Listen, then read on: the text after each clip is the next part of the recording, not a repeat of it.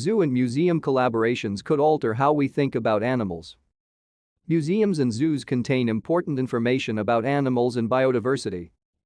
But what could happen if they work together?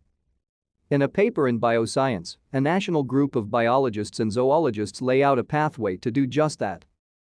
They make a case for zoo-museum partnerships as a way to bolster scientific research and expand our understanding of the animal world.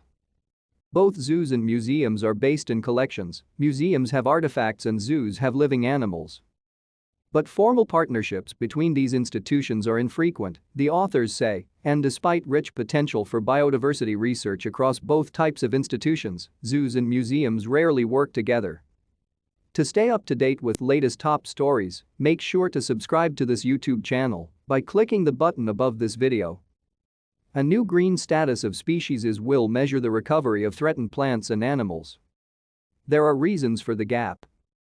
Despite an estimated 800,000 zoo animals and up to 3 billion biological specimens in museums worldwide, the researchers say that there can be hurdles to cooperation.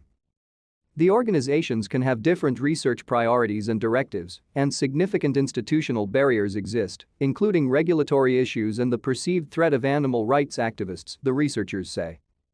But there are ways to start collaborating. Zoos could share data and animals with museums, which are prepared to preserve animals post-mortem. Both types of institutions could make their data publicly available and linked to serve the public and researchers. Preserved animal specimens come to museums. Pairing them with information about their lives, the animal's health, provenance and daily care could deepen the specimen's research value. A decade ago, the world agreed to 20 biodiversity targets. It did not meet any of them. Ultimately, the researchers say, it comes down to values, something zoos and museums already share. What should unite these institutions is a shared interest in preserving biodiversity in its various forms and contributing to our collective knowledge of these animals, Sinlin Pu, senior research scientist at the Memphis Zoo and the paper's lead author, said in a news release. The paper emerged, or, in the words of its authors, was born in digital captivity from a 2021 workshop.